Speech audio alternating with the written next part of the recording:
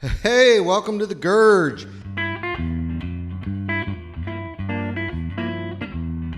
I'm going to be reviewing this Schecter Omen Extreme, but what I'm not going to be doing is playing through an amp that has some dirt on it.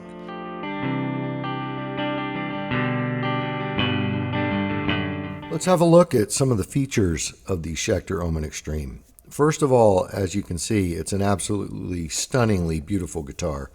It has a quilted maple top and a mahogany body, and it's got a high gloss finish. The finish feels very durable. There is a cream binding on the body and the neck and on the headstock. Speaking of the neck, it's a maple neck. It's described as a thin C. However, I found it to be comfortable and not too thin. I like a chunkier neck on my guitar, and I felt that this neck was very comfortable. It's not overly thick, but it is a very comfortable neck. The neck is finished in a satin finish, and it's a bolt-on neck. As you can see, the rear of the guitar is tapered to allow for upper fret access. There are abalone/perloid inlays, and there are 24 frets. The scale length is 25.5 inches, and the width at the nut is 1.625 inches. I found the fretwork to be absolutely flawless on this guitar. The Omen Extreme comes with a set of Schecter Diamond Plus humbuckers. As far as the controls, there are 2 volume controls, one for each pickup, and a tone control that affects both pickups. The tone control also has a push-pull, and it's a coil split. There's a 3-way toggle switch, so you can play the bridge, neck, or just the neck pickup. One of the highlights of the guitar is the Floyd Rose locking tremolo system. There are Schecter brand tuners. They're very functional. It also features a locking nut. The guitar does not come with a gig bag. Let's look at the tremolo system in the back. Now, I modified mine slightly. The guitar comes with 3 springs, and I'm not sure what the tremolo block material was, but I changed mine out for a brass tremolo block. I feel it gives the guitar a little bit more sustain. I also installed a tremolo block. It makes the guitar easier to tune, and it also makes it so that if you break a string while you're playing, the guitar doesn't go wildly out of tune because the tension changes on all of the remaining strings. When I received the guitar, it was certainly playable out of the box. I have no complaints about the setup. However, I did do some work to the guitar that I do to pretty much every brand new guitar that I receive. I removed the strings, I polished the frets, I cleaned the fretboard, and I restrung it. I stringed the guitar with 10 through 46 D'Addario EXLs. The truss rod needed adjustment a few times. These weren't major adjustments, it was just slight adjustments as the guitar got acclimated to my environment.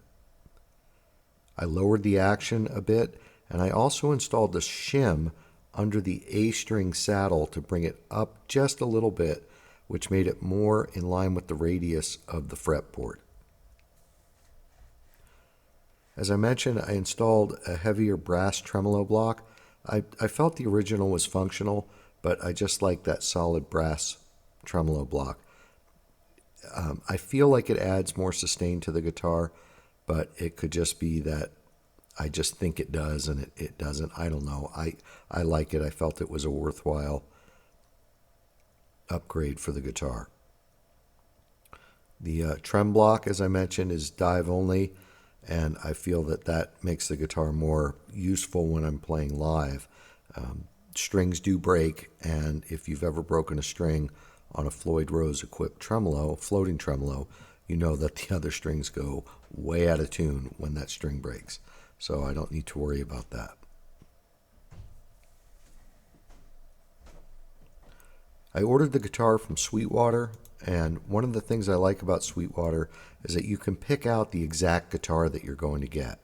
So Sweetwater sent me these pictures when I ordered the guitar, the pictures they had taken of the guitar and the ones that I chose the guitar from. And as you can see, the pictures on Sweetwater's site were a little bit duller than the actual guitar. I mean, this is just a difference in probably taking a picture in direct sunlight, but the guitar looks absolutely stunning. I like being able to pick out the guitar I'm going to get at Sweetwater. I like that they do that. It makes it so that you can know the weight of the guitar, and you don't have to have any surprises when you get it. You also get an idea of what the front of it's going to look like. And with these maple top guitars, the quilted maple top, they actually look very different. So I was able to pick out one that I liked. And I feel like, as far as looks, this guitar is stunning. I don't know, I guess one of my Telecasters looks as good, but this is just an amazing looking guitar, and everybody who's seen it has commented on that. So I want to just go over the clean tones on this guitar. YouTube is full of reviews of some really chunky sounding metal riffs getting played with this guitar. This is a great guitar for that, of course. But for me, the purpose of getting this guitar was to have a backup guitar. I normally play with a Telecaster that has a humbucker, but also a single coil. So this guitar is super versatile, and there's no better amp, in my opinion, to demo clean tones than a Fender Quad Reverb. This is a 73 Quad Reverb. Doesn't have the stock speakers in it. I've restored the amp. It looked pretty bad when I first got it. But it's one of my favorite amps to play through. I don't move it around much because I think it weighs over 100 pounds, maybe even 130 pounds. I don't know. It's really heavy, so it stays in place. Anyway, let's run through the clean tones on this guitar. So I'll be playing the bridge pickup in humbucker mode, and we'll cover the single coil modes in just a second. But I just want you to hear how the humbuckers sound through a very clean amp.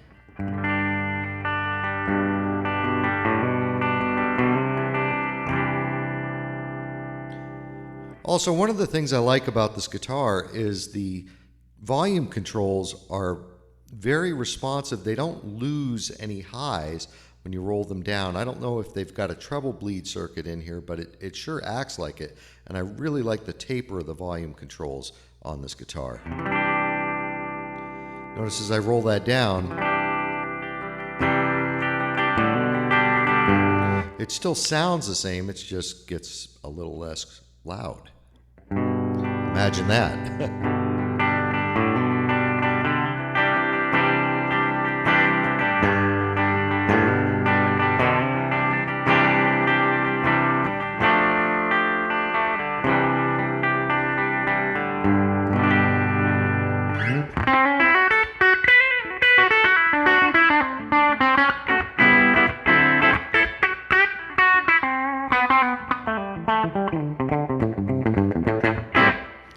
So it's got a nice sound on the bridge pickup, very trebly and responsive. That's again in humbucker mode. This is both pickups together.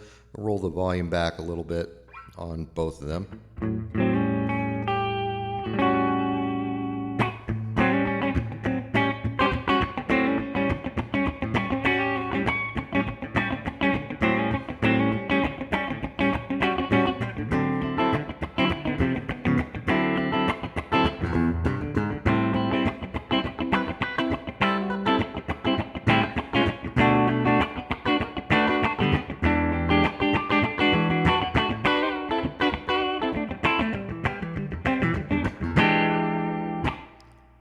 And then the neck pickup by itself. And the neck pickup volume controls down here. In fact, there's one thing I don't love about this guitar. It's the location of the neck pickup volume control. I kind of wish they only just had two volume controls and they were all wired into one. Suppose I could rewire it like that, but I'll probably leave it.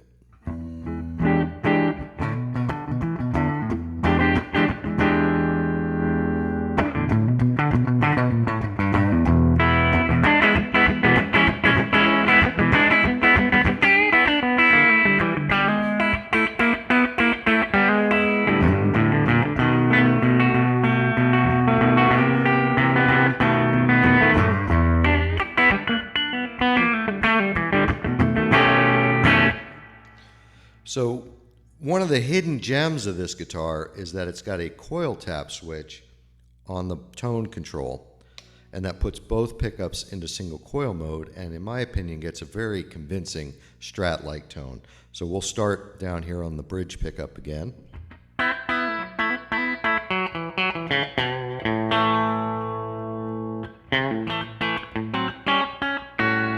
And I'm not sure if it's coming through in the recording, but you do lose a little volume when you go into single coil mode.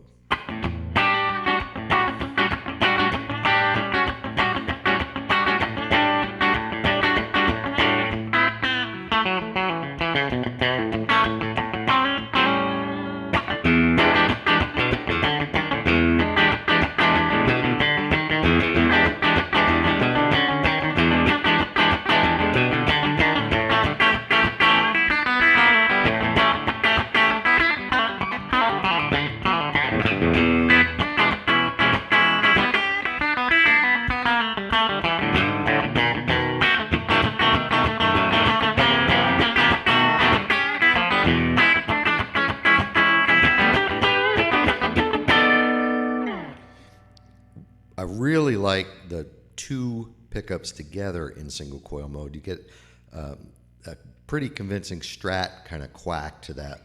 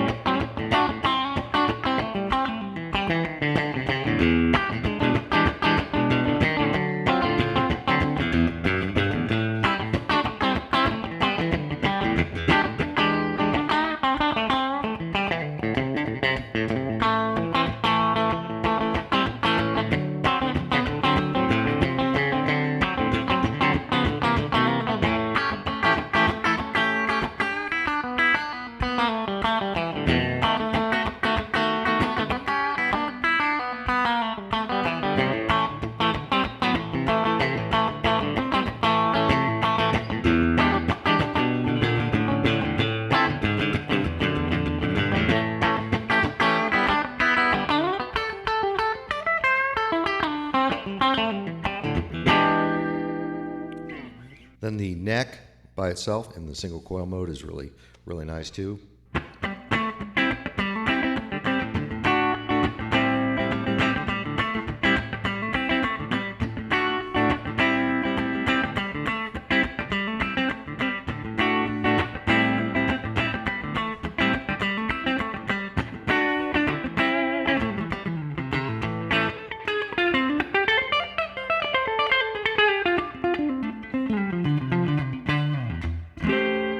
I hope this video was useful for you, and I also hope that you feel confident in checking out a Schecter Omen Extreme.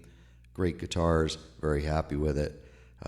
Please like and subscribe to The Gurge. Trying to build the channel up. I've got all kinds of other content, not just guitars and amps, but just kind of do-it-yourself stuff that you would do out in your garage, and I really appreciate it. Thank you.